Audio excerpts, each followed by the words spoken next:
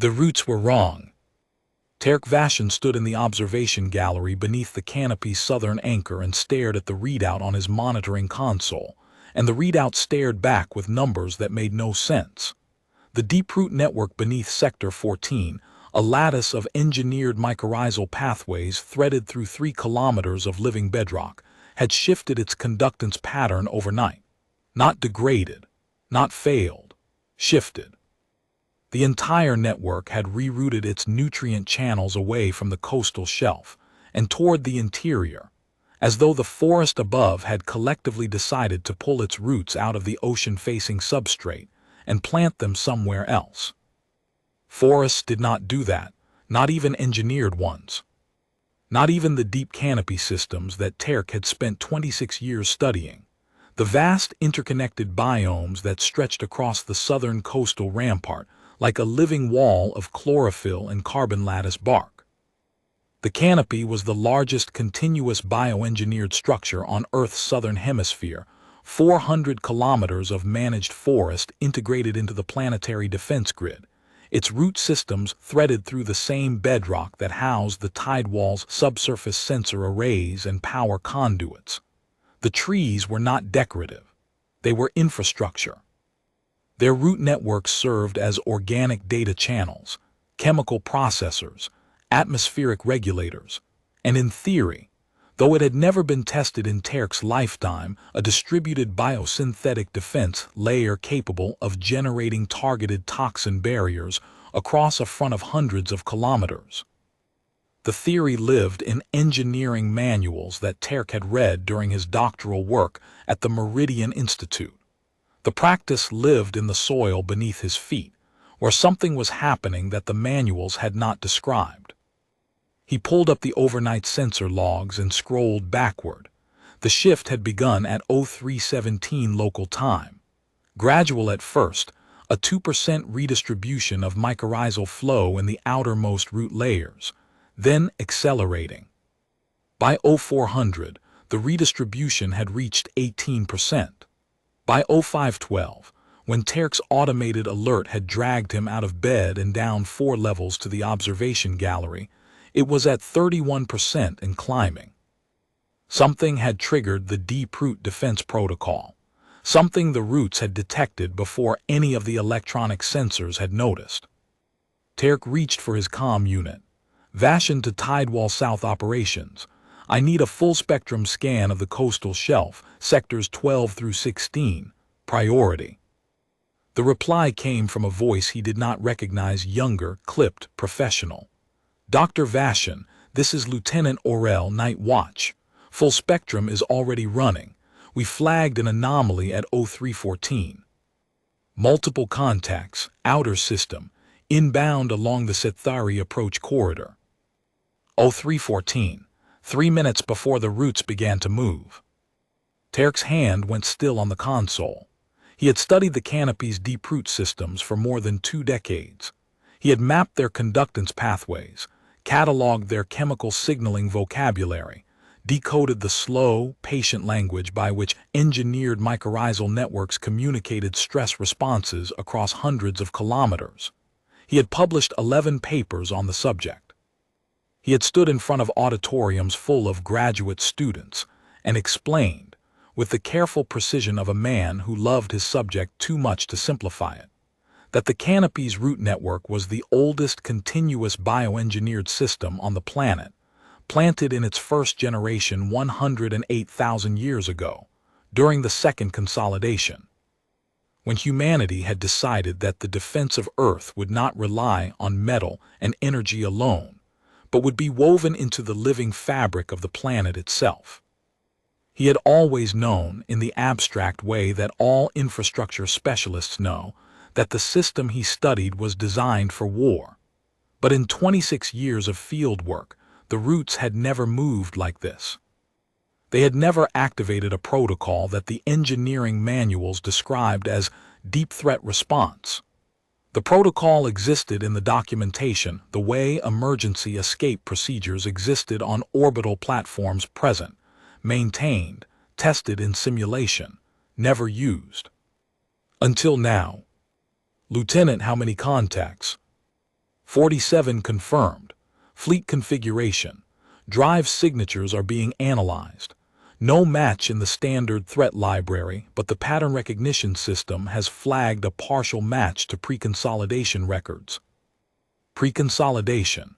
Terk felt the word land in his stomach with the weight of deep time. Pre-consolidation meant before the reshaping. Before the canopy, before the tidewall, before the orbital platforms and the warship fleets, and the defense grids that had turned Earth into something the galaxy had not seen before and could not categorize. Pre-consolidation meant the old records, the ones that described Earth as it had been when the last aliens walked its surface, 110,000 years ago. The Rithani conquered. He had read the histories. Every schoolchild in the Tidewall cities had. The Conquered was a multi-species governance alliance that had administered this sector of the galaxy during Earth's developmental period. They had maintained an observation mandate over Earth for 6 centuries, not a colony, not an occupation, but something worse in its way, a classification. Earth had been filed in the Conquered's registry as a developing biosphere under passive observation. Its dominant species noted as pre-technological, culturally fragmented, no strategic value. The Conquered had placed sensor buoys in orbit, dispatched survey teams every few decades, published assessment reports that no one in the Conquered's bureaucracy ever read, and otherwise treated the planet the way a land management office treats a patch of scrubland on the edge of a city noted, mapped, forgotten. Then the Conquered's political center had shifted. The alliance fractured along species lines. The observation mandate expired, the sensor buoys were recalled, the survey teams were reassigned, and Earth was struck from the active registry with a bureaucratic notation that Terk had once read in a historical archive and never forgotten. Status: Garden World. Monitoring discontinued. No projected development within assessment horizon. That was 110,000 years ago. The assessment horizon, Terk had calculated once, was 10,000 years. The Conquered had looked at humanity and concluded that nothing worth noting would happen for the next 10 millennia. They had been off by a factor of 11. Terk closed his monitoring console and climbed the spiral staircase to the gallery's upper level, where the observation windows faced south across the canopy. The view always steadied him.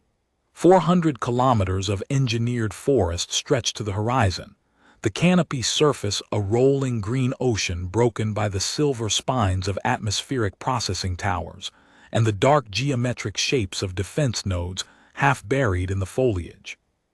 The trees themselves were enormous. The oldest specimen stood 300 meters tall, their trunks wider than pre-consolidation buildings, their bark laced with carbon lattice reinforcement that made them harder than structural steel.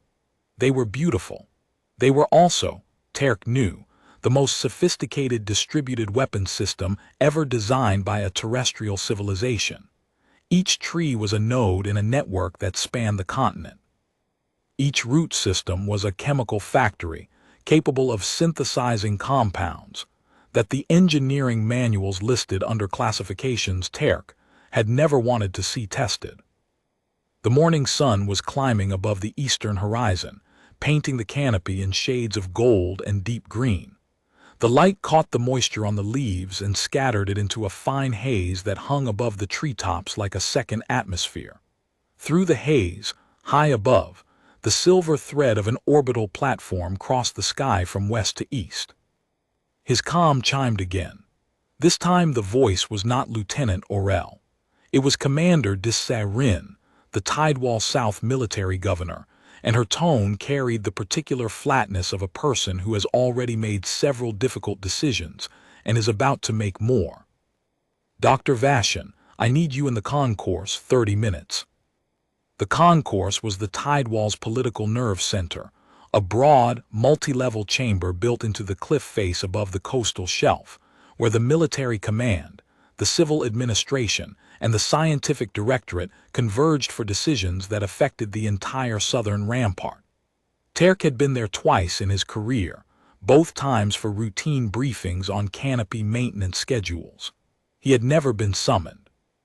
"Commander, the root network is in deep threat response. I should be monitoring." "The root network is why I need you. The contacts have been identified. We are about to have visitors we have not seen in 110,000 years, and they are going to want to talk about the garden they left behind." She cut the channel. Terk changed into clean field clothes, brown trousers, a linen shirt, boots, and took the transit tube north along the cliff face.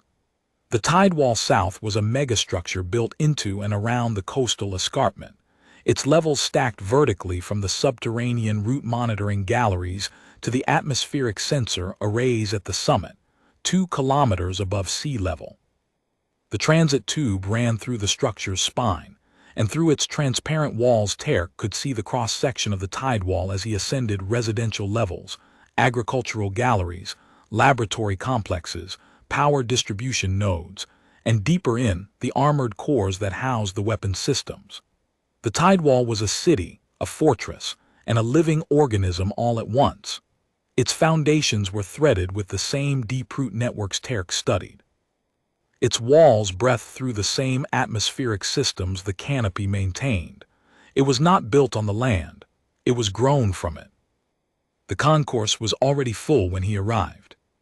23 people seated around the curved planning table, military officers, civil administrators, 3 scientists Terk recognized from the Meridian Institute, and 2 people he did not recognize at all.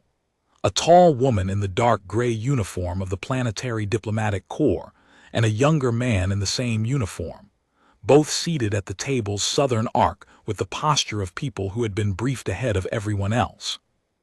Commander Rin stood at the head of the table. She was 61, silver-haired, built like a support column, and had the kind of face that communicated information efficiently. Right now it communicated controlled urgency. 47 vessels, she began without preamble. Rithani conquered governance flotilla, multi-species composition, entering the inner system on a direct approach trajectory. They have been decelerating for the past 2 hours, which means they planned this approach in advance. This is not an accidental encounter. They are broadcasting an identification signal on a frequency band that matches the Concord's pre-consolidation diplomatic protocol.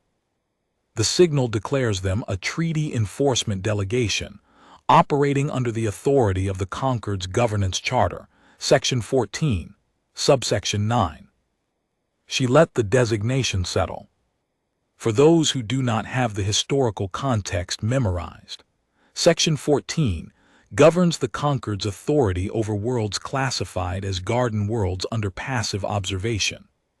Subsection 9 authorizes periodic inspection of garden world biospheres to ensure compliance with the Concord's conservation standards.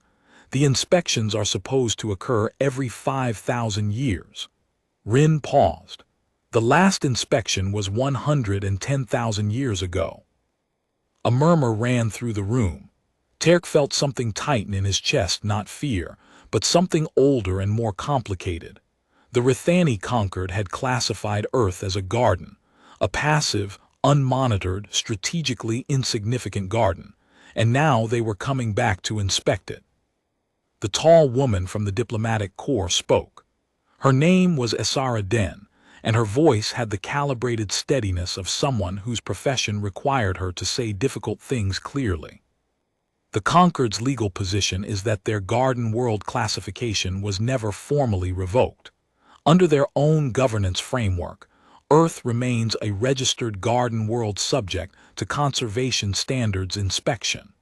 Their delegation is operating under a mandate that, from their perspective, never expired. From their perspective, Rin repeated. From their perspective. From ours, the mandate is 110,000 years obsolete. The Concord itself fractured into successor states 40,000 years ago, and the entity calling itself the Rithani Concord today is a reconstituted governance bloc that controls approximately 12% of its original territory. But they have ships, they have a legal framework, and they have, I want to be clear about this, a genuine belief that they are acting within their rights. Terk understood then why he had been summoned. The Conquered was coming to inspect a garden. What they would find was a weapon. The diplomatic problem was not military. Earth's defense grid could handle 47 vessels without activating anything beyond the automated perimeter. The problem was political. The Conquered was invoking a treaty, an ancient, technically unrevoked treaty that classified Earth's biosphere as a protected conservation zone. If Earth simply destroyed the fleet, it would confirm the Conquered's narrative that humanity had violated the conservation standards by militarizing a protected biosphere. That narrative would travel. Other species, other alliances, other old governance blocks with their own dormant claims and expired mandates would take note. The precedent would matter. Rin looked at Terk. Dr. Vashan, you are the leading authority on the canopy's bioengineered systems. The delegation is going to land. They are going to want to see the garden they left behind. I need someone who can show them what they are looking at, and more importantly, who can explain what it means without accidentally triggering a diplomatic incident or revealing classified defense capabilities. Terk stared at her. You want me to give alien treaty inspectors a tour of our defense grid and pretend it is a garden? I want you to give them the truth. The canopy is a garden. It is also the most advanced biodefense system ever engineered. Those two facts are not contradictory. Your job is to make sure the delegation understands both, and understands what it means that we grew a weapon and a paradise out of the same soil. Asara Den leaned forward. There is another dimension. The Conquered delegation includes representatives from 4 species. At least 2 of those species, the Rithani themselves and the Vorani, have internal political factions that oppose the enforcement mandate. The delegation is not monolithic. The lead inspector, a Rithani named Drosek Vale, is a career bureaucrat who has staked his political reputation on this mission. If the inspection validates the Garden World classification, his faction gains leverage in the Conquered's internal governance disputes. If it does not, Rin finished, then the factions that opposed this mission gain the upper hand, the enforcement mandate collapses, and the Conquered's reconstituted authority loses its most visible test case. The question is not whether we can destroy their fleet. The question is whether we can destroy their argument. A political chess game. Terk was a botanist. He had spent his career with his hands in soil, his instruments in root networks, his mind in the slow, patient chemistry of living systems. He was not a diplomat, not a strategist, not a soldier, but he understood the canopy in a way that no one else in this room did. He understood why the roots had moved 3 minutes before the electronic sensors detected anything. He understood what the deep root network's activation meant not as a defense protocol, but as a statement. The planet was awake.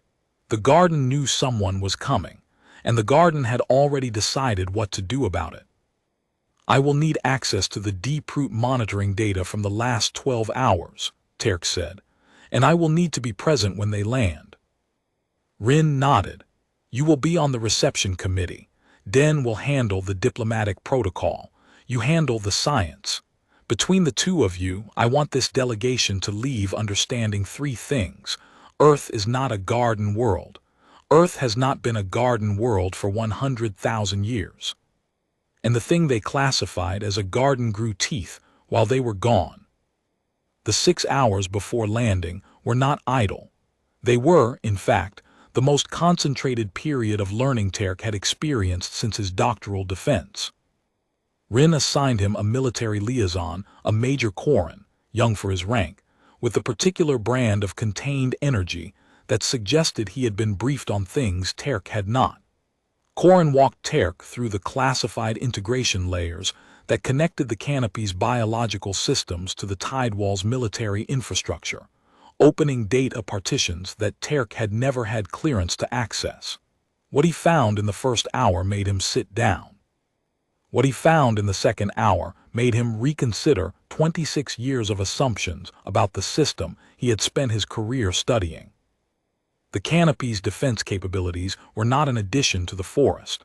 They were the forest. The distinction between garden and weapon that Terk had always assumed existed was, at the classified level, meaningless.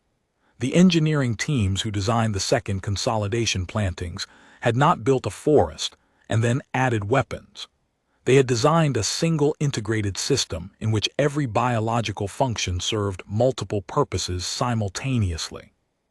The photosynthetic process that powered the trees also charged the defense nodes. The root network that distributed nutrients also carried targeting data. The atmospheric processing cycle that regulated humidity also synthesized the chemical compounds that the deterrent systems deployed. Every leaf, every root, every molecule of soil was dual purpose. The garden and the weapon were the same organism.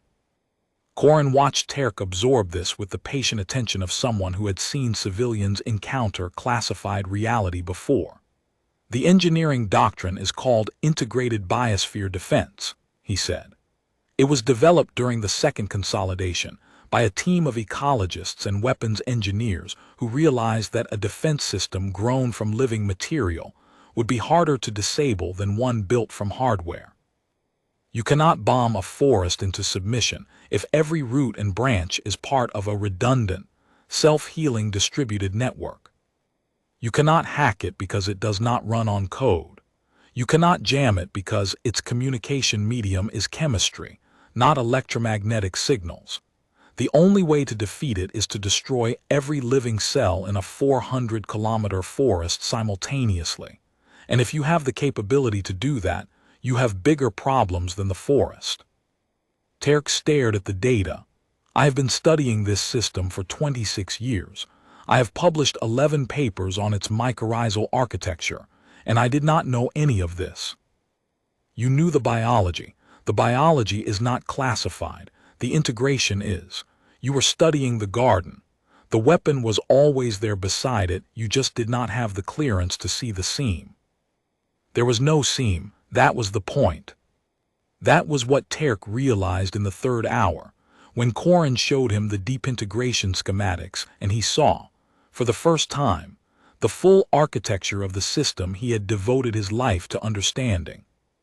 Terk also returned to the observation gallery and ran a full diagnostic cascade on the deep-root network, pulling data from the newly accessible classified layers.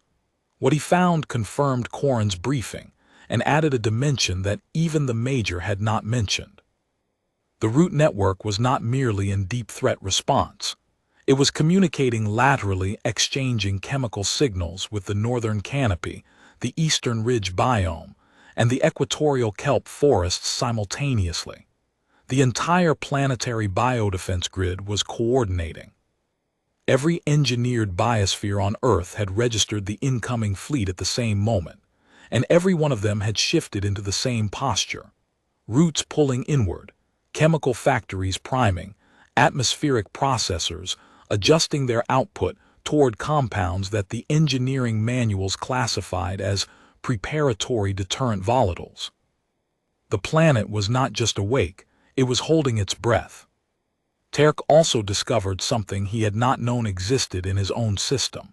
Buried in the root network's deep architecture, below the layers he had mapped over 26 years of fieldwork, was a stratum of mycorrhizal pathways that predated the second consolidation. They were not engineered. They were original remnants of the pre-consolidation temperate forest that had existed on this coast before humanity rebuilt the world. And they were active. The ancient roots were carrying signals alongside the engineered pathways, like an old road running beneath a highway. Terk could not read their chemistry, it was too simple, too fundamental, too close to the baseline of what a forest does when it senses a threat. But they were contributing. The oldest memory in the soil was adding its voice to the response. His grandmother would have understood. She had always said that the canopy remembered. He had assumed she meant the engineered memory, the chemical records, the data stored in mycorrhizal protein chains, the designed-in archive functions.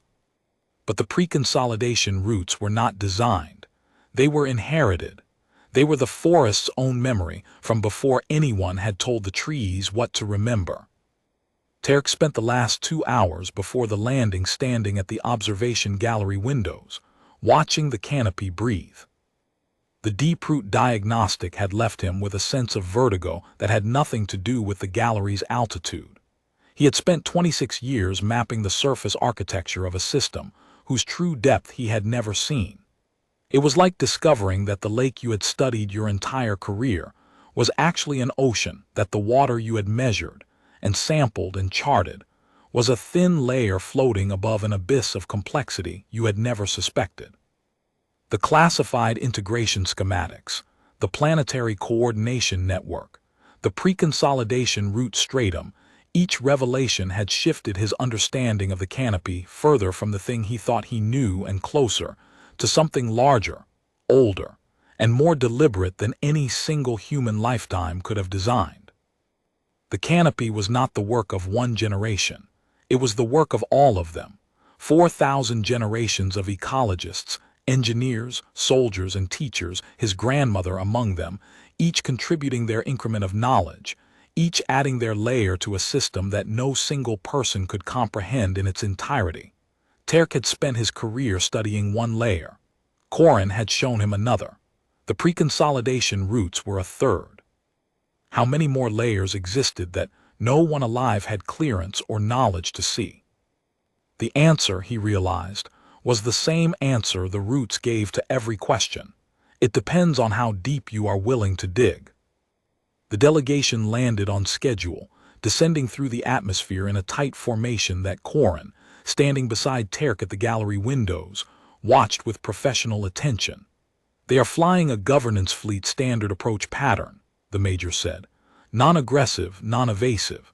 They want us to know they are not a threat." He paused.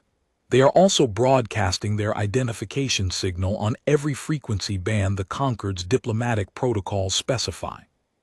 They want to be certain we know who they are and why they are here." "They are making a legal case with their flight path," Terk said. "Exactly. Every element of this approach is designed to be cited in their report. They are documenting their own compliance with diplomatic norms so that any argument about the inspection's legitimacy starts from a position of procedural correctness. Bureaucratic warfare. The most dangerous kind. You cannot shoot it."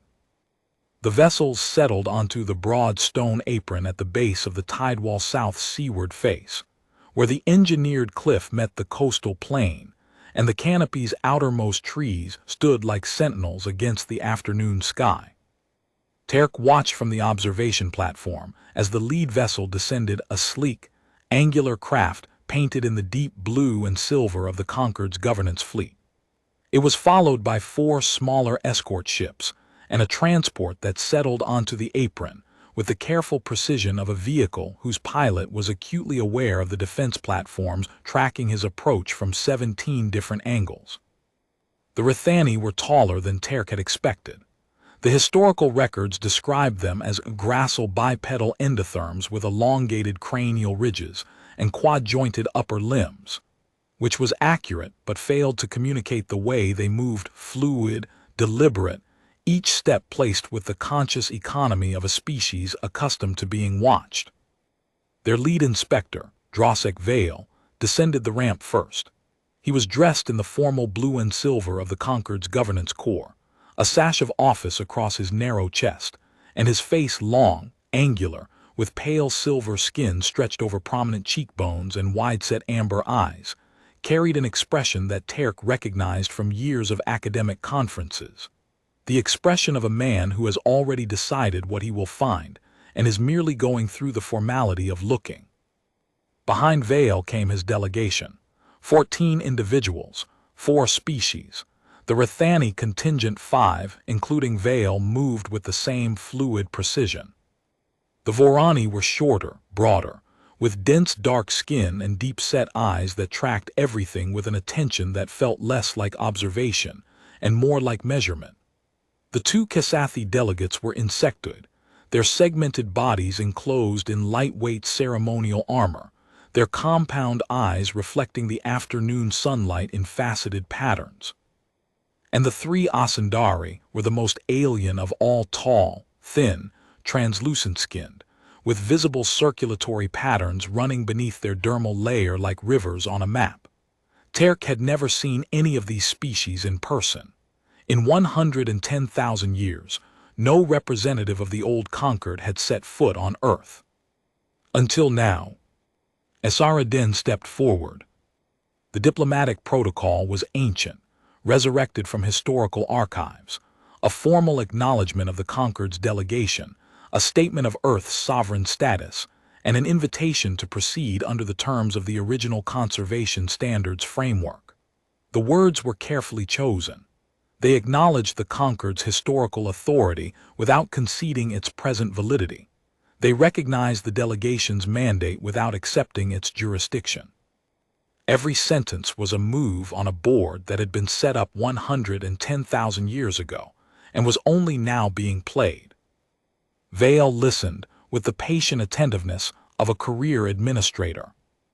When Den finished, he responded in standard galactic, a trade language that Earth's linguistic archives had preserved and updated over the millennia, though Terk suspected the Conquered's version had drifted considerably.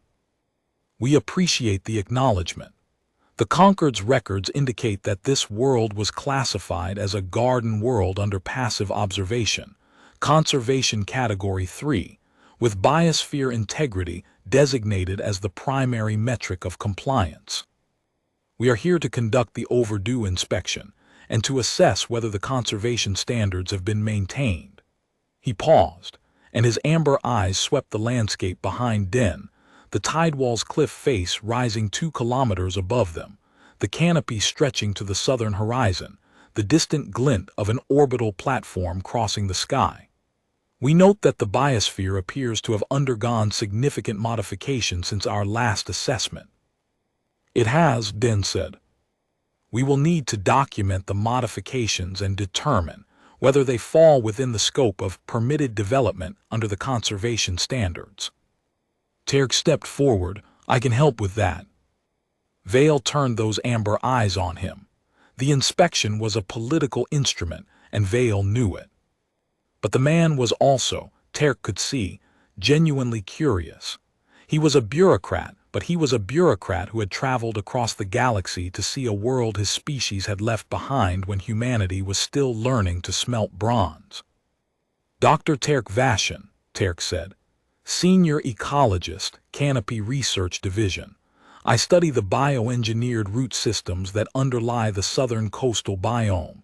If you want to understand what happened to your garden, I am probably the best person to show you. The tour began on the canopy floor.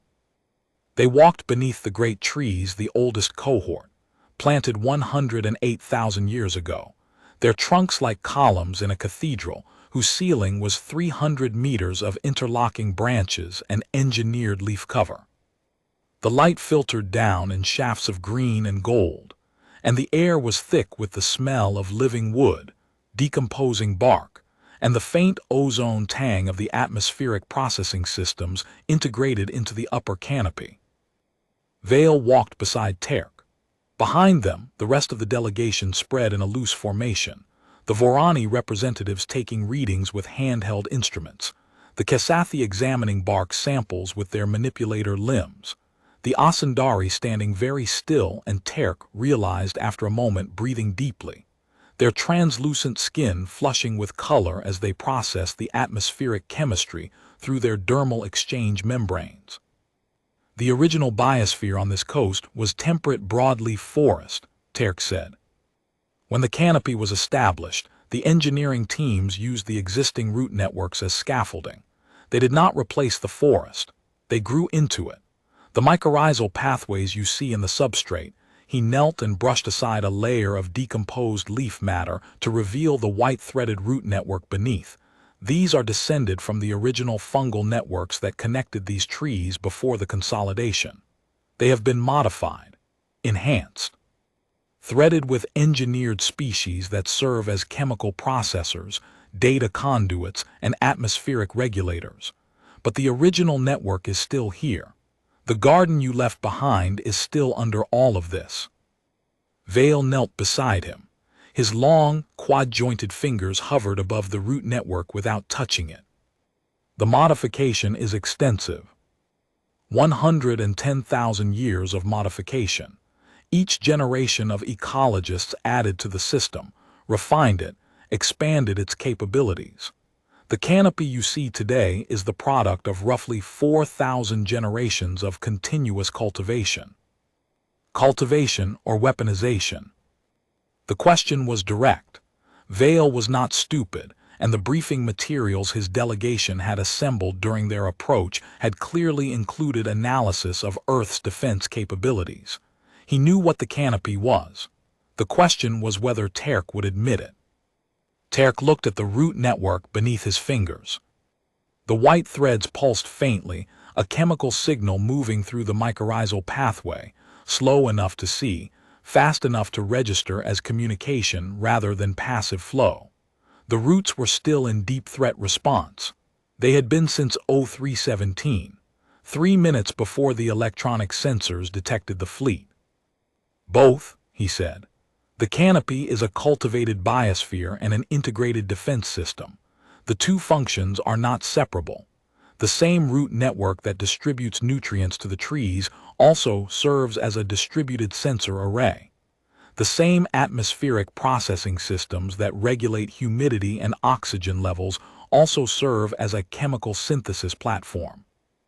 The same trees that provide habitat for 300 species of engineered fauna also serve as structural support for defense nodes embedded in their trunks. He stood. You classified this world as a garden.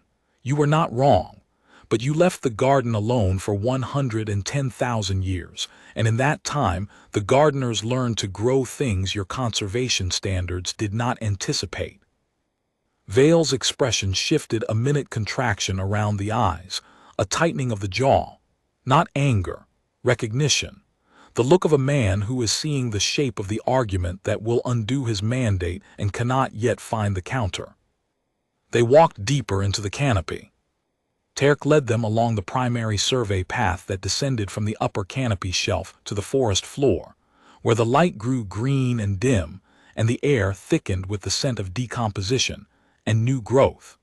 Here the trees were different, younger specimens, 3,000 or 4,000 years old, their trunks narrower but their canopy spread denser, packed so tightly that the leaf cover above was unbroken for kilometers in every direction. The forest floor was carpeted with engineered ground cover that served as the canopy's dermal layer, a living skin of mosses, fungi, and shallow root networks that processed surface moisture and monitored atmospheric composition at ground level. Vale stopped at a node tree, one of the trunks that housed a visible defense installation. The node was a dark geometric shape embedded in the living wood, its surface flush with the bark, its edges seamlessly integrated into the tree's growth patterns. The tree had grown around it. The installation had been placed during a maintenance cycle decades ago, and the tree had incorporated it the way a body incorporates a surgical implant, not rejecting it, but absorbing it into its own architecture. "What is this?" Vale asked. His hand hovered near the node but did not touch it. The question was rhetorical. He knew exactly what it was. "A defense node," Terk said. "Electromagnetic pulse emitter, calibrated for atmospheric dispersal. It draws power from the tree's own photosynthetic output through a bioelectric interface. The tree generates the energy. The node stores and directs it. The tree is a weapon component. The tree is a tree. The node is a weapon component. The tree does not know the difference. It grows. It photosynthesizes. It distributes nutrients through its root network and exchanges chemical signals with its neighbors. It also happens to power a defense system. The two functions coexist in the same organism the way your circulatory system coexists with your immune system, different purposes, shared infrastructure." Vale's junior aide, a young Rithani named Senak, who had been recording everything with meticulous detail, looked up from his instrument. The integration is deeper than we anticipated. The conservation standards do not have a classification for a biosphere that has been weaponized at the cellular level. Then perhaps, Terk said quietly, the standards need updating. Senak glanced at Vale. Vale said nothing, but his amber eyes lingered on the defense node, and Terk saw the man's long fingers curl slightly inward, the gesture of someone gripping an argument that was beginning to slip from his hand. They moved on to the water filtration root chambers, underground caverns, where engineered root systems process the coastal aquifer through biological membranes, purifying millions of liters per hour while simultaneously monitoring the water table for chemical anomalies. The caverns were vast, their walls laced with phosphorescent root fiber that cast a soft blue-green light across the chamber. Water moved through the space in channels carved by root growth over thousands of years, each channel filtered through layered membranes of increasing specificity. The outer membranes caught sediment and mineral contaminants. The inner membranes performed molecular-level filtration that Terk's own research had only partially decoded, processes that operated at a chemical sophistication beyond what humanity's non-biological water treatment systems could achieve. The Kesathi delegates were fascinated. One of the two, a compact individual with iridescent wing casings folded tight against its thorax, spent 40 minutes running its own spectral analyses, its manipulator limbs moving with a precision that made Terk's instruments look crude. When it finished, it turned its compound eyes toward Terk and spoke for the first time. The membrane efficiency exceeds our own filtration technology by a factor of 32. This is not a conservation system. This is an optimization that the Concord's engineering directorate would classify as a strategic resource. Terk said nothing. The Kesathi did not need an answer. It had stated a fact, and facts in the Kesathi analytical tradition were their own commentary, but Terk noted the observation and filed it. The Kesathi were engineers, not bureaucrats. Their assessment would be technical, not political, and technical assessments were harder to argue against. He showed them the atmospheric towers next, great spires of living wood and crystal that rose above the canopy, their upper surfaces covered with photosynthetic arrays that generated energy and regulated the local atmosphere simultaneously. Then the symbiont orchards, groves of modified trees, whose bark produced compounds that the Tidewall's medical facilities used for everything from wound treatment to radiation therapy. At each stop, Vale and his delegation documented, measured, and recorded. The Vorani were thorough and systematic, running parallel analyses that would form the basis of their independent reports. The Kesathi examined every system with the methodical attention of engineers evaluating technology they had not seen before. And then the incident at the symbiont orchard changed the temperature of the entire inspection. One of Vale's Rithani subordinates, a sensor technician named Dresk, deployed a deep scan probe into the root network beneath the orchard. The probe was standard Concord survey equipment, a thin metallic filament designed to penetrate soil and measure subsurface biological activity. Dresk drove it into the ground without asking permission, as the Concord's inspection protocols apparently authorized. The roots reacted.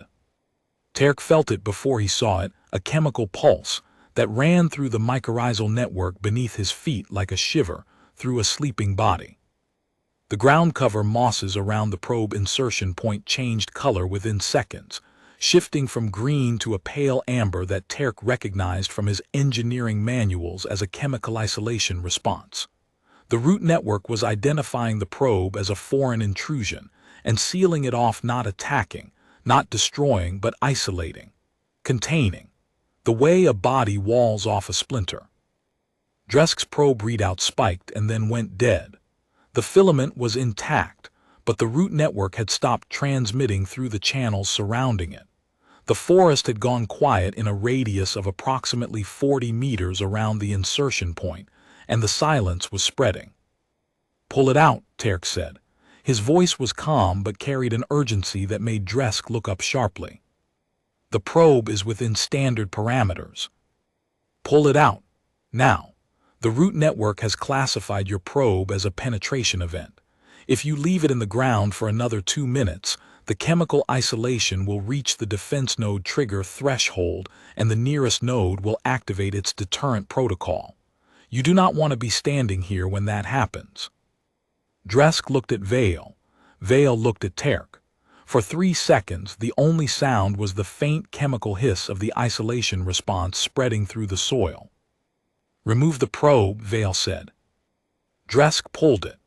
The amber discoloration in the ground cover began to fade almost immediately, the root network recognizing the removal and standing down the isolation response. Within a minute, the chemical activity returned to normal. The forest exhaled. Vale stood very still for a long moment, looking at the ground where the probe had been. Then he looked at Terk. "The forest would have attacked my technician. The forest would have released a localized deterrent compound, non-lethal in the concentrations the orchard nodes are calibrated for, approximately equivalent to a severe allergic reaction. Your technician would have been uncomfortable for several hours. Nothing permanent." "Non-lethal," Vale repeated. "In the concentrations the orchard nodes are calibrated for.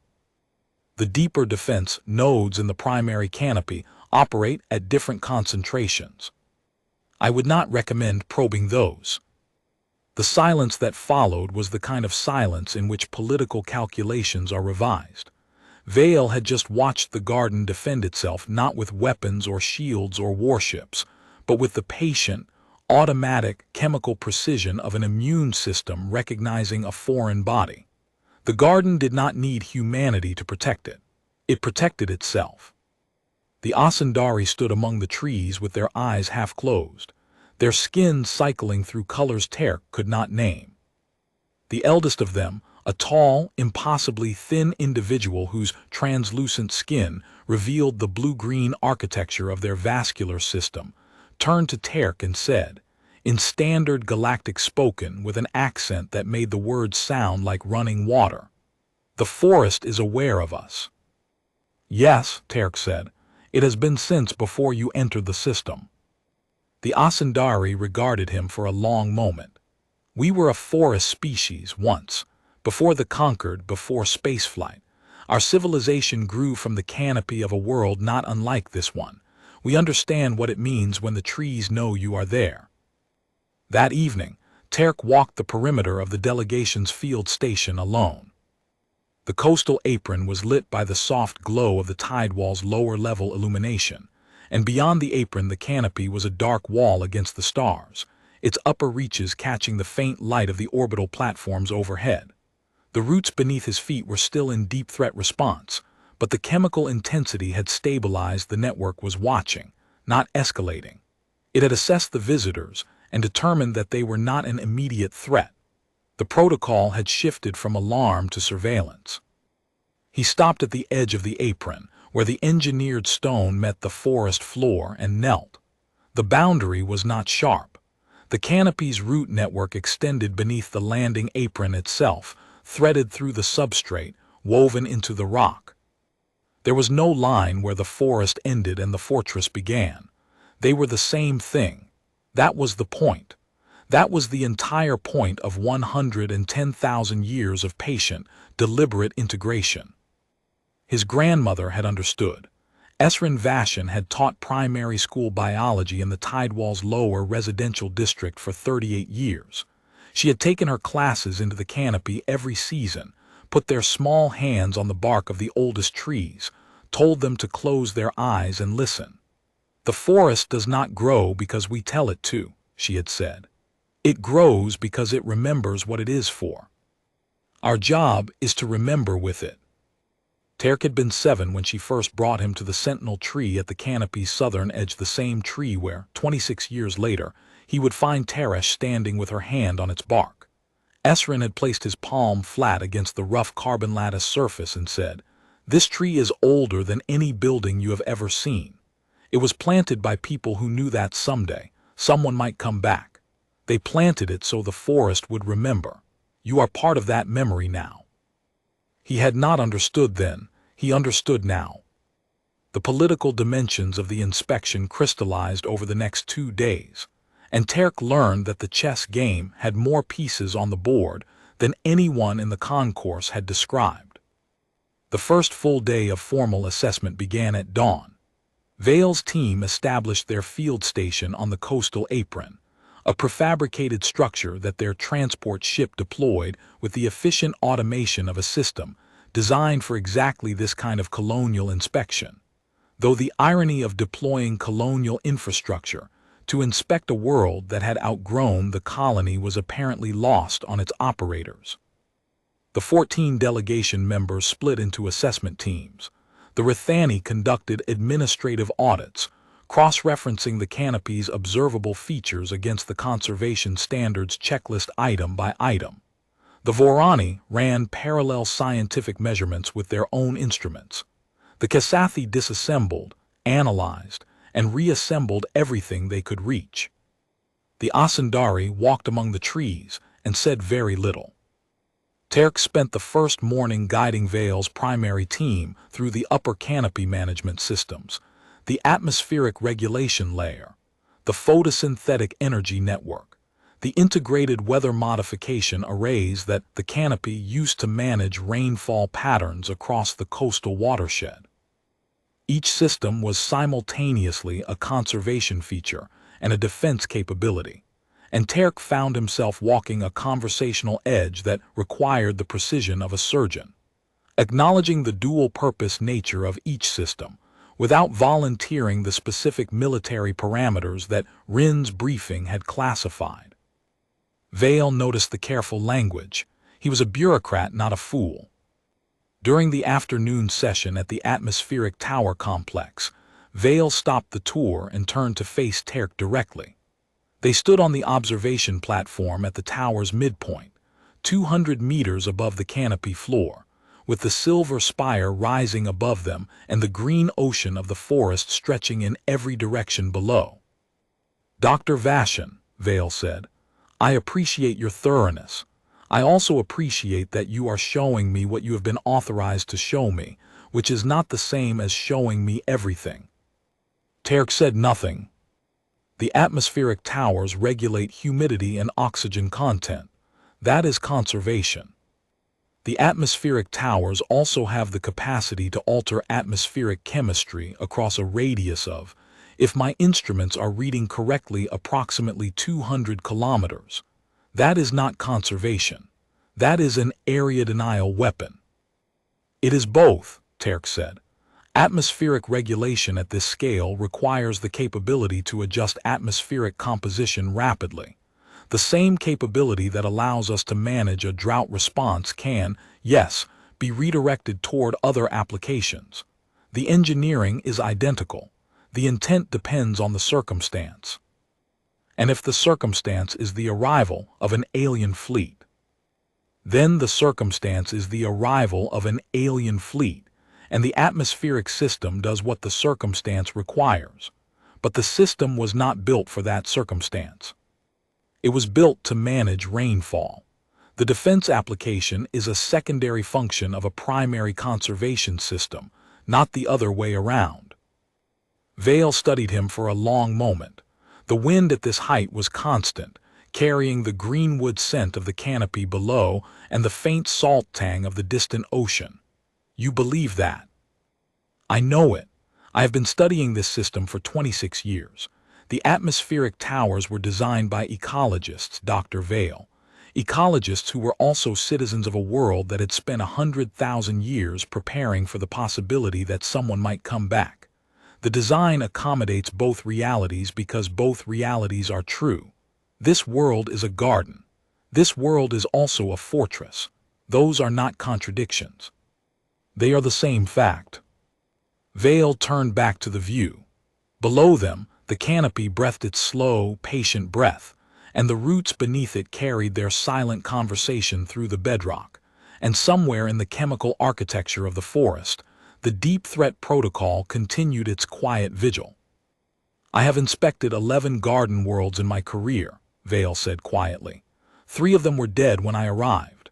Their biospheres had collapsed during the period between conquered inspections, resource extraction, atmospheric degradation, invasive species. The classifications meant nothing because no one was there to enforce them. He paused. Yours is the first garden world I have inspected that is more alive than the classification predicted. I do not know what to do with that. You could acknowledge it, Terk said. I could, but acknowledging it means acknowledging that the conservation standards are insufficient, that the classification system I have built my career enforcing does not account for a world that outgrew its category. And if I acknowledge that about your world, I must acknowledge it about every world in the Concord's registry. He looked at Terk with an expression that was no longer the face of a bureaucrat with a predetermined conclusion. It was the face of a man seeing the edge of his own framework and wondering what lay beyond it. That is a larger admission than you are asking for, Dr. Vashan. I am not asking for an admission. I am asking you to look at the data and let the data speak. Vale nodded once slowly. The data, yes. He straightened his sash of office and turned back toward the tower's descent stairway. We will continue the assessment tomorrow. That night, alone in his quarters, Terk read the Concord's original survey assessment of Earth. He had found it years ago in the Meridian Institute's historical archive, a copy of the document that the Concord survey team had filed 110,000 years ago, when they packed their instruments and left. He had read it before during his doctoral research as historical context. He read it now as evidence. The document was 7 pages long. It described Earth's climate zones, geological features, atmospheric composition, and biological diversity with the clinical precision of a species cataloging a natural resource. The section on humanity was 4 paragraphs. It noted the dominant species population distribution, tool use patterns, agricultural development, and linguistic complexity. It assigned a developmental rating of grade 2, complex enough to notice, not complex enough to warrant ongoing observation. The final line of the assessment read, no significant cultural output, retention priority, 0. Retention priority, 0. 4 words that had defined Earth's relationship with the galaxy for 110,000 years. 4 words that had been proven wrong by every tree in the canopy, every root in the bedrock, every orbital platform crossing the sky. 4 words that Terk intended to make Vale answer for, not with anger, not with confrontation, but with data. Data that those 4 words could not survive. The chess game played out in the margins of every encounter. Vale's reports to his superiors, which Terk was not supposed to see, but which Earth Signals Intelligence intercepted and routed to Rin's staff within minutes, framed the inspection in the language of violation. Extensive unauthorized modification, militarization of a protected biosphere, systematic deviation from conservation category 3 standards. Each phrase was a brick in the wall. Vale was building the wall that would justify the Concord's claim that Earth had violated the Garden World Treaty and was subject to remediation. But the wall had cracks, and on the second day the cracks widened. The Vorani delegates, led by a stocky, quiet-eyed individual named Teresh, were filing their own reports, and their language was different. Remarkable bioengineering achievement. Integration of defense and ecology without biosphere degradation. Net biomass increase of approximately 400% relative to the pre-consolidation baseline. Teresh had spent an afternoon in the water filtration chambers, running independent analyses that confirmed what Terk's own data showed. The canopy's engineered biosphere was not merely intact, but thriving. The modification had not degraded the garden. It had made the garden more productive, more diverse, more resilient than the original biosphere the Concord had classified 110,000 years ago. Then the Kesathi complication arrived. On the morning of the second day, the lead Kesathi delegate, the one with the iridescent wing casings, transmitted a formal request to Vale and copied it to Earth's diplomatic team. The request was written in the Kesatha's analytical tradition, a series of precisely stated observations followed by a conclusion. The observations documented the water filtration membranes, the atmospheric processing efficiency, and the root network's data transmission capabilities. The conclusion stated that these systems constituted technological innovations of strategic significance that fall outside the scope of conservation standards assessment and require separate classification under the Concord's Technology Transfer Protocol. The Technology Transfer Protocol was a different treaty entirely. It governed the sharing of advanced technology between Concord member species. The Kesatha delegate was arguing that Earth's bioengineering was so advanced that it could not be evaluated under the Garden World framework at all. It needed to be treated as a technology dispute, not a conservation dispute. Rin's staff flagged the transmission immediately. The implications were layered. If the Kesatha argument gained traction, the inspection could be reclassified from a conservation audit to a technology assessment, which would trigger an entirely different legal framework and potentially give the Concord a different kind of leverage. Not the right to remediate, but the right to demand technology sharing. Den came to Terk's laboratory that afternoon, her diplomatic composure visibly strained. The Kesatha have changed the game. If Vale can redirect the inspection into a technology dispute, he does not need the conservation violation argument. He can argue that Earth's bioengineering constitutes an undisclosed strategic capability that the Concord has a right to assess. Terk looked up from his root network data. Can he do that, redirect the inspection? Not unilaterally. The delegation's mandate is conservation inspection under Section 14. A technology assessment would require a new mandate from the Governance Council. But if the Kesatha submit their findings as an addendum to Vale's report, it creates political pressure for the Council to authorize a follow-up mission. And a follow-up mission under the Technology Transfer Protocol would have more authority and more ships. Another move on the board. The game was deepening in ways that Terk's botanical training had not prepared him for, but that his understanding of root network systems that competed and cooperated simultaneously, that fought for resources while sharing information, that formed alliances and broke them as conditions changed, made strangely familiar. The chess game now had three fronts: Vale's conservation violation argument, the Kesatha's technology assessment angle, and somewhere beneath both, the quiet positioning of the Vorani and the Asundari, whose reports were beginning to form a counter-narrative that neither Vale nor the Kesatha had anticipated. Terk met with Den and Rin that evening in the commander's office. The Tidewall's upper levels were quiet, the residential districts sealed for the night, the transit tubes running at maintenance frequency, the only movement the slow rotation of the defense platforms visible through the west-facing windows. The Kesatha angle is a problem, Den said, but it is also an opportunity. The Technology Transfer Protocol has a prerequisite. The technology in question must have been developed by a species that is or was a member of the Concord. Humanity was never a member. We were classified as a pre-technological Garden World species. If the Kesatha argue that our bioengineering is advanced enough to trigger the transfer protocol, they are implicitly arguing that the Concord's original classification was wrong.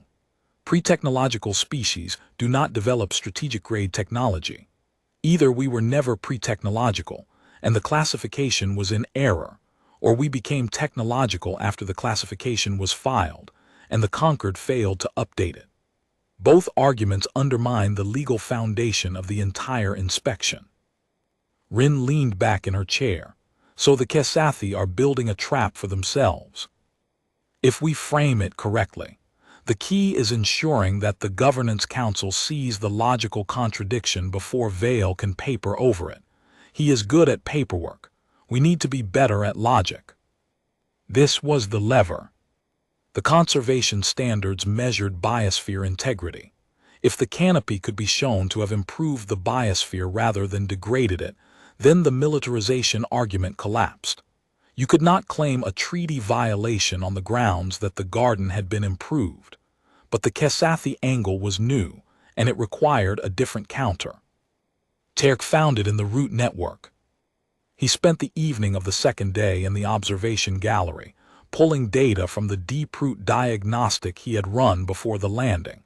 The pre-consolidation root stratum, the ancient, unengineered pathways running beneath the design layers. He traced their extent. They ran through the entire coastal assessment zone. They connected to the original temperate forest that had existed before humanity began rebuilding. And they were active, still carrying signals, still performing basic mycorrhizal functions, still connecting the trees in the oldest, most fundamental way. The original garden was not just under all of this. The original garden was still functioning as the foundation layer of the engineered system. The canopy had been built on it, not in place of it. The bioengineering was an addition, not a replacement. And under the Concord's conservation standards, the integrity metric measured the baseline biosphere, the original natural ecosystem.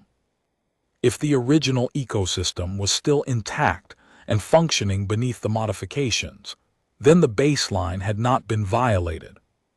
The modifications were a separate layer, legally and biologically distinct from the protected biosphere. The Kesathi technology argument could be turned inside out. Yes, the technology was advanced, but it had been added on top of a baseline biosphere that remained intact. The garden was still there. The weapon had been grown above it, through it, around it, but the garden itself was unbroken. Terk and Den sat in Rin's office that evening and laid out the two-pronged argument. First, the biomass data, the biosphere had improved, not degraded, making a conservation violation impossible. Second, the baseline integrity data, the original pre-consolidation ecosystem, was still functioning beneath the engineered layers, making the Kesathi technology argument irrelevant to the conservation mandate.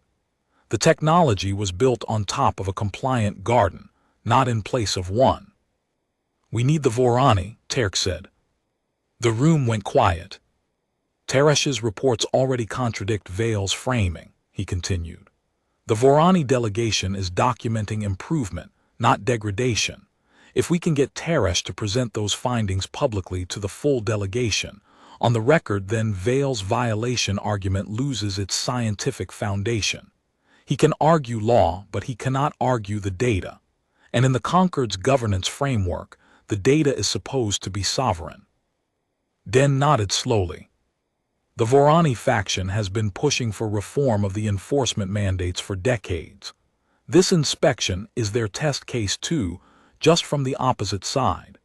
If the data shows compliance, they have grounds to argue that the enforcement system is based on outdated classifications and should be revised." "We are not just defending Earth," Rin said. "We are giving the Vorani faction the ammunition to dismantle the enforcement mandate from inside. That is the play." The following morning, Terk met Teresh at the edge of the canopy's outermost tree line, where the engineered forest met the coastal plain, and the wind carried the salt smell of the ocean mixed with the greenwood scent of the trees. The Vorani scientist was standing with one broad hand pressed against the bark of the ancient sentinel tree, her deep-set eyes closed, her instruments forgotten in her other hand. "The tree is 106,000 years old," Terk said, coming to stand beside her. "Give or take a few centuries. It was one of the first generation planted during the second consolidation." Teresh opened her eyes. "On my world, a tree this old would be a monument. People would come to see it. They would touch it and feel the years in the grain." "Here too," Terk said. "My grandmother brought me to this tree when I was 7. She told me that the forest was the oldest memory on the coast. That every tree remembered every season, every storm, every hand that had touched its bark." "Was she a scientist?" "She was a teacher. She taught young children about the biosphere. She believed that if children understood what grew beneath their feet, they would understand why it mattered." Terk paused. "She was right." Teresh looked at the tree for a long time. Then she said, "Vale will file his violation report regardless of my data. He has been composing it since before we left conquered space. The conclusion was written before the inspection began." "I know." "And the Kesathi addendum will complicate things further. Their technology argument gives the Council a reason to authorize a second mission, even if the conservation findings favor you." "I know that too. But I have something that changes the Kesathi argument." He told her about the pre-consolidation root stratum, the original, unengineered network still functioning beneath the canopy's designed layers. The baseline biosphere is intact. The technology was added above it. If the original garden is still there, the technology assessment is a separate question from the conservation mandate. The Kesathi cannot merge the two without admitting that the baseline biosphere was never degraded. Teresh's deep-set eyes narrowed. The Vorani mind worked differently from the Rithani bureaucratic tradition. It was empirical, sequential, and unforgiving of logical gaps. Terk could see her testing the argument against every objection she could construct. "You can verify this. The pre-consolidation stratum. I can show it to you. Today, the root network in Sector 14 has channels that predate the canopy's engineering by over 100,000 years. They are still carrying signals." She was quiet for another moment. "Then show me."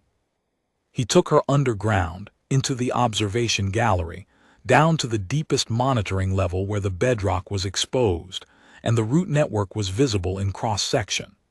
The descent took 20 minutes by maintenance. Latter Teresh refused the elevator, saying she wanted to see each layer as they passed through it. So they climbed down through the geological record of Earth's transformation, the uppermost levels of engineered substrate, dense with mycorrhizal activity and biosynthetic conduits. Then the transitional layers where engineering met natural geology. Then the deeper strata where the bedrock was exposed and the root network thinned to its oldest, most fundamental threads. He showed her the layered architecture, the engineered mycorrhizal pathways on top, bright with chemical activity, and beneath them, threaded through the original rock, the older network. Thinner, simpler, unmistakably natural. The ancient roots were darker, their structures less regular, their chemical signatures composed of compounds that the canopy's engineered species had long since replaced with more efficient alternatives. But they were alive. They pulsed with the slow, rhythmic chemical exchange that characterized healthy mycorrhizal function, the fundamental conversation between root and fungus that had existed on Earth for hundreds of millions of years before any human hand had modified it. Teresh pressed her scanner against the ancient roots and ran a spectral analysis. The data scrolled across her display in columns of numbers that Terk could read as easily as text. Protein markers, carbohydrate exchange rates, signaling compound concentrations. Every metric confirmed what Terk had found. The pre-consolidation roots were active, connected, and performing baseline mycorrhizal functions that predated any human engineering. The original forest's nervous system was still alive. Teresh ran a second analysis, then a third. Each time, the data confirmed the same finding. She was thorough. She was also, Terk realized, building a dataset that would be impossible for Vale to dismiss as a single anomalous reading. Every scan she took was another brick in a different wall, the wall that would block the enforcement mandate instead of supporting it. "The garden is still here," Teresh said. "It was not a question. It never left. We built on top of it, we grew through it, but we never replaced it. The oldest roots in the soil are the ones the conquered classified. They are still doing what they did before any of this was built." She crouched beside one of the ancient root channels and ran her broad fingertips along its surface. The root responded a faint chemical pulse, barely detectable, the mycorrhizal equivalent of a heartbeat. "On Vorin, we have a saying," she said. "The deepest root is the one that holds when the storm comes. Your species understood that, it seems. You built your storm above the roots that hold." Teresh stood up from the scanner. Her broad face carried something Terk had not seen on a Vorani before, something that looked like the expression his grandmother had worn when she stood among the old trees and told her students to listen. "My report will include this data," she said. "The baseline biosphere is intact. The conservation standards have not been violated. They have been exceeded. And the Kesathi technology argument is irrelevant to the conservation mandate because the technology was constructed above a compliant baseline, not in replacement of it. That will put you in direct opposition to your delegation leader." "Yes, it will." Teresh's voice was steady. "The Conquered is not what it was. The enforcement mandates are a mechanism for the old factions to maintain authority over worlds they abandoned. This inspection was never about conservation. It was about demonstrating that the Conquered still has jurisdiction over its former holdings. Vale needs a violation to justify the mandate. I need the truth to dismantle it. Then we are allies. We are scientists, that is better." The final day of the inspection was held in the concourse, and the morning began with a development that neither Terk nor Den had anticipated. The eldest Asandari requested a private meeting with Terk before the formal session. They met on the observation platform above the coastal apron, in the bright morning light, with the canopy stretching to the southern horizon and the faint salt wind carrying the smell of the ocean across the stone. The Asandari's name was Thessar. Terk had not asked before in the Asandari tradition. Names were offered, not requested, and Thessar had offered hers only now. She stood at the platform's edge, her translucent skin luminous in the daylight, her circulatory patterns pulsing in slow, rhythmic waves that reminded Terk of the Deep Root Network's chemical heartbeat. "I want to tell you something," she said, "not as a delegation member, as an Asandari." Terk waited. 73,000 years ago, the Conquered classified our homeworld as a garden world. Category 4, higher protection status than Earth, because our biosphere included sentient arboreal species that the Conquered's taxonomists considered developmentally significant. The classification protected our forests from resource extraction. It also prevented us from modifying our own biosphere without Conquered approval. She paused. Her skin shifted color, a deep, slow wave of blue-green that traveled from her hands to her shoulders and faded. "We obeyed the classification. We applied for modification permits through the Environmental Governance Board. We waited for approvals that took centuries to process. We watched our forests age and weaken because we were not allowed to intervene without authorization from a bureaucracy that met once every 500 years. Her voice was steady, but the colors in her skin were not. When the Conquered fractured, our classification was not revoked. It simply became unenforceable. We began modifying our biosphere 37,000 years ago, the same kind of careful, generational cultivation that your species performed. But we lost 40,000 years to the classification. 40,000 years of waiting for permission from an authority that did not care whether our forests lived or died." "I am sorry," Terk said. "Do not be sorry, be right." Thessar looked at the canopy. "Your species did not wait. You did not apply for permits. You did not ask the Conquered's permission to grow. You simply grew. And what you grew is more alive, more complex, and more resilient than anything the Conquered ever protected. I will say this in the formal session. Vale needs to hear it from someone who understands what his mandate costs." All 14 delegation members, the full Tidewall South command staff, and Isara Den and her diplomatic team assembled around the curved planning table, and Drosek Vale presented his preliminary findings. He was precise, he was thorough, and he was, Terk had to admit, very good at what he did. Vale laid out the modifications point by point: the defense nodes in the tree trunks, the weapons-capable chemical synthesis pathways in the root network, the atmospheric processors that could be reconfigured as gas dispersal systems, the integration of the biosphere with the planetary defense grid. Each modification was cited as a deviation from the conservation standards. Each deviation was framed as a violation of the Garden World Treaty. The Kesathi addendum followed. The lead Kesathi delegate presented its technology assessment in the analytical tradition: precise, emotionless, devastating. Earth's bioengineering represented a strategic capability that the Concord's governance framework had no existing classification for. The delegate recommended that the inspection be expanded to include a full technology audit under the transfer protocol. The conclusion, Vale said, his amber eyes sweeping the room, is that this world has been extensively modified in ways that are inconsistent with its Conservation Category 3 designation. The modifications constitute a systematic militarization of a protected biosphere. Under Section 14 of the Governance Charter, the Concord is authorized to require remediation, up to and including supervised restoration of the original biosphere to pre-modification baseline conditions. The Kesathi delegation's recommendation for technology assessment review will be forwarded to the Governance Council as a supplementary finding. The room was very still. Terk stood.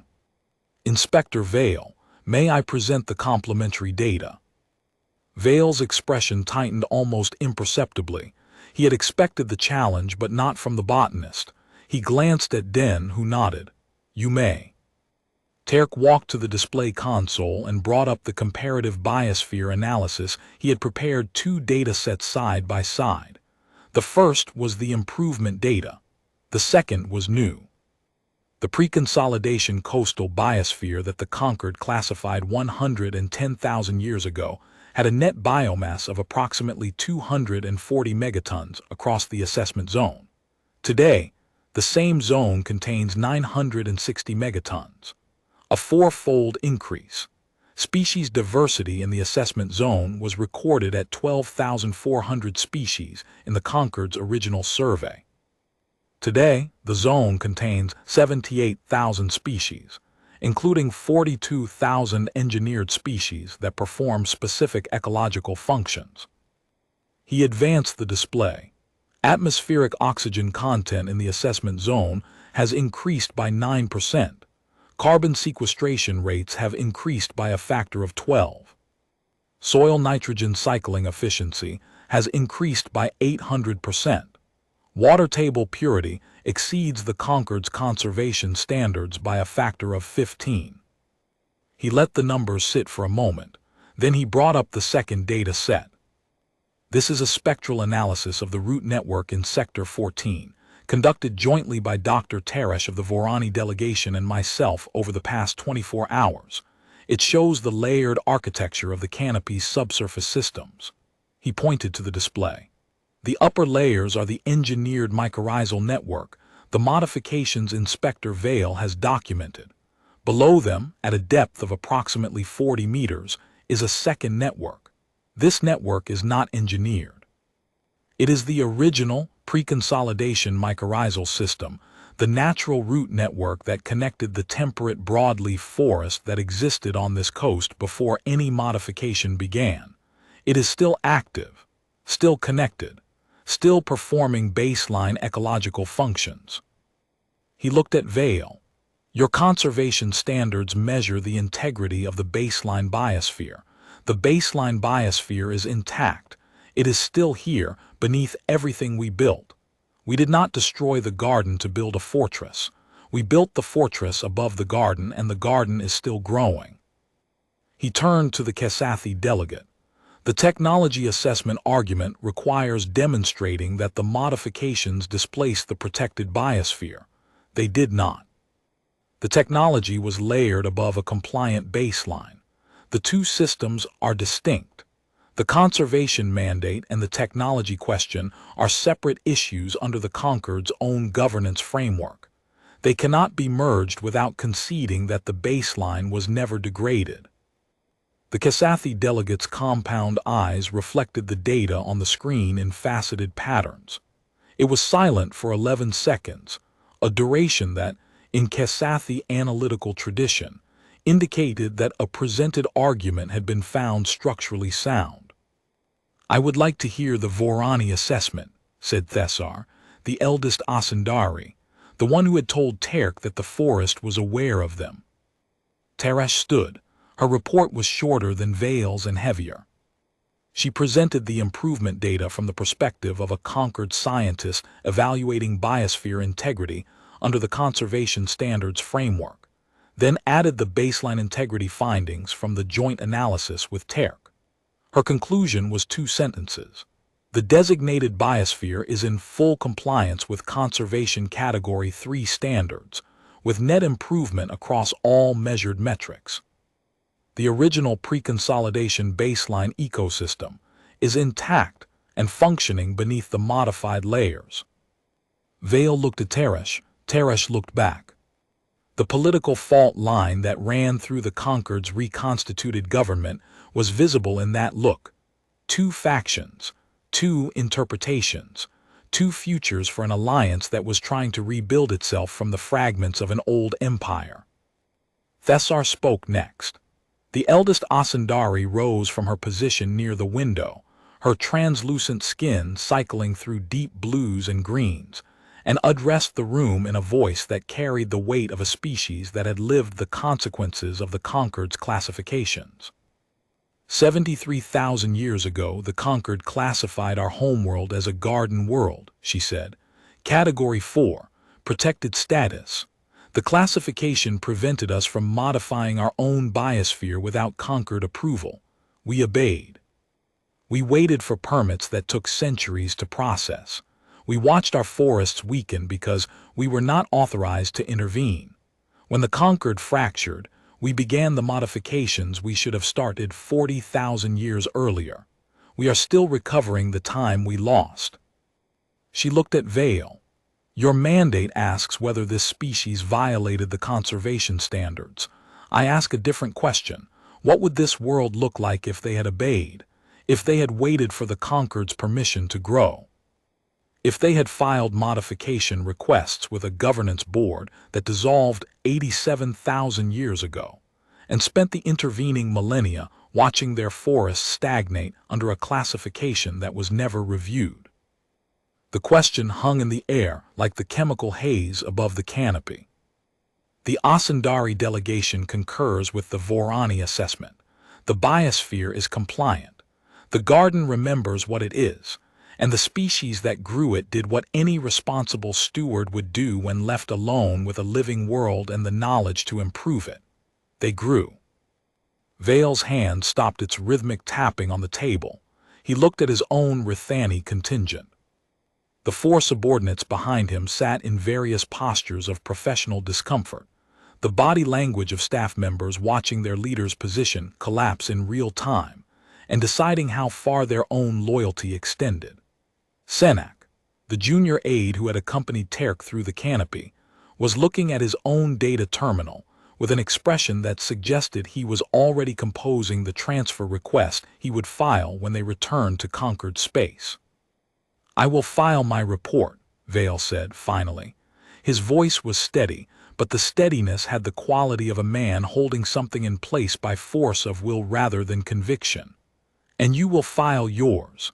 The Governance Council will review both and make its determination. Yes, Teresh said, it will. Vale stood. He gathered his documents with the precise, mechanical movements of a bureaucrat performing a familiar ritual. And for a moment Terk saw not the lead inspector, not the career politician whose mandate was collapsing, but the civil servant underneath, the man who had spent decades building a career in governance, who believed in the authority he represented, who had traveled across the galaxy to do a job that his own delegation was now undoing around him. The bittersweet weight of that realization settled in Terk's chest like sediment in a river. Vale paused at the door. Without turning, he said, "The garden is remarkable, Dr. Vashan. Whatever the council decides, the garden is remarkable." Then he was gone. The delegation departed the next morning. Terk stood on the observation platform and watched the vessels lift from the coastal apron. their blue and silver hulls catching the early sunlight as they climbed through the atmosphere. The escort ships formed up around the lead vessel, and the formation rose until it was a cluster of bright points against the pale sky, and then it was gone. The canopy was quiet. The deep-root network had begun to stand down slowly, reluctantly, the mycorrhizal pathways redistributing their flow back toward the coastal shelf, the chemical synthesis platforms returning to baseline, the defense protocols stepping down through their graduated response levels. The roots did not hurry. They never did. They operated on the timescale of forests, not bureaucracies. Rin found him on the platform an hour later. "Teresh's report will carry the Governance Council," she said. "Den's analysis of their internal politics gives it a 70% probability. The Asandari concurrence pushes it higher. The enforcement mandate will be shelved. The Garden World classification will be formally reviewed. The Kesathi technology argument dies without the conservation violation as its foundation. And Vale will lose his political position. His faction will retreat. He will probably spend the rest of his career compiling reports that no one reads." Rin looked at the sky where the fleet had been. "I almost feel sorry for him." "Don't," Terk said. Then, after a moment, "Actually do. He came here to do his job." His job was based on a classification that was 110,000 years out of date, but he did not write it. He inherited it. He was a careful man doing careful work in service of a framework that stopped being relevant before his species learned to build its current ships. He thought of Vale's parting words. "The garden is remarkable, not the weapon, not the defense grid, not the orbital platforms or the warships or the chemical deterrent systems woven into the root network. The garden." After 3 days of cataloging violations and building a case for remediation, the man who had come to condemn what humanity had built had acknowledged what it was. Not a military installation, not a treaty violation, a garden. One that had grown beyond any framework designed to contain it. There was something bittersweet in that. Vale had traveled across the galaxy to see a world his alliance had forgotten, and what he found was a garden so alive, so complex, so patient in its architecture that his entire professional framework could not account for it. He had come home not to his homeworld, but to a world his predecessors had once claimed jurisdiction over, and found that the home he remembered had grown past the house he had been trained to manage. That was the cruelty and the beauty of time. It did not stop growing because someone filed a classification and walked away. "We all inherit the mistakes of the people who came before us," Rin said. "The question is what we do with them." Terk looked down at the canopy. From this height, it was a green ocean, stretching to the horizon, alive with the slow breath of 100,000 years of careful cultivation. His grandmother had brought him to this forest when he was 7. She had shown him the oldest trees and told him to put his hand on the bark and listen. He had listened and heard nothing, or thought he heard nothing. Now, after 26 years of studying the systems beneath the surface, he understood that what he had heard was the garden itself, breathing, thinking, remembering. The Rithani conquered had called Earth a garden 110,000 years ago. They had not been wrong. But they had failed to understand what a garden becomes when the gardeners remember being left alone, remember being classified as insignificant, remember being filed away and forgotten. A garden with memory is not a garden anymore. It is a living record. It grows toward what it needs to become. It puts down roots so deep that nothing can pull them out. It turns sunlight and soil and time into something that does not merely survive, but endures, something that answers the question of whether patience is a weapon by demonstrating that the question was never the right one. Patience is not a weapon. Patience is how a garden becomes a world that no longer needs permission to grow. Terk took a breath of the warm morning air.